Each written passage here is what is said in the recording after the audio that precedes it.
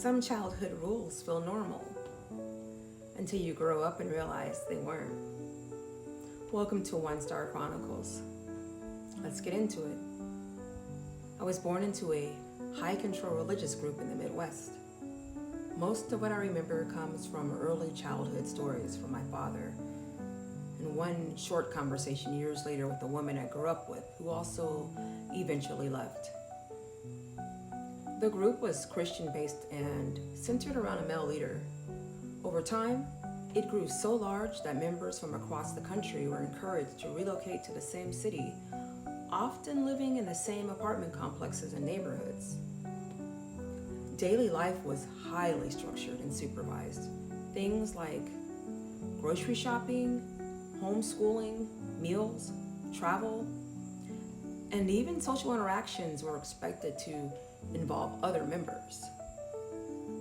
Although the group was led by a man, many women were strongly encouraged not to work and to homeschool their children well into adulthood, which meant they had frequent and direct contact with leadership.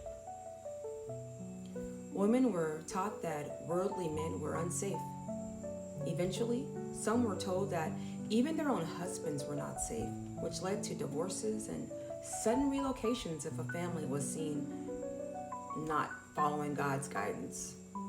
I remember thinking it was strange that we weren't allowed to be checked out by a male cashier at the grocery store. We were expected to wait in longer lines for female cashiers, and we weren't allowed to shop alone. Grocery trips had to be done with other women from the group. When my grandmother passed away, my father was warned not to attend her funeral without supervision.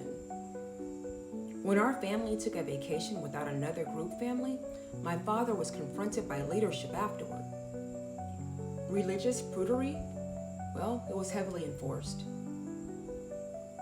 Purity culture was strict. No makeup, no nail polish, no flashy or worldly colors, no looking at shirtless men jogging, no discussion of physical affection. My mother would black out parts of books I read with a marker. Anything that referenced holidays or kissing or magic or strong language, it was marked out. She supervised me while I even played with dolls. I met my extended family for the first time as a child and was instructed not to call them aunt or uncle or grandma or grandpa.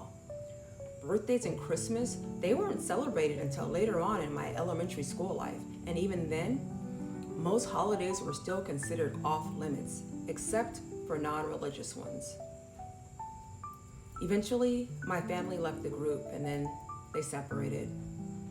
My mother, she never wanted to leave and still sympathizes with the belief system. My father was the one who made the decision to go. As a child, I grew up with two completely different explanations of my life.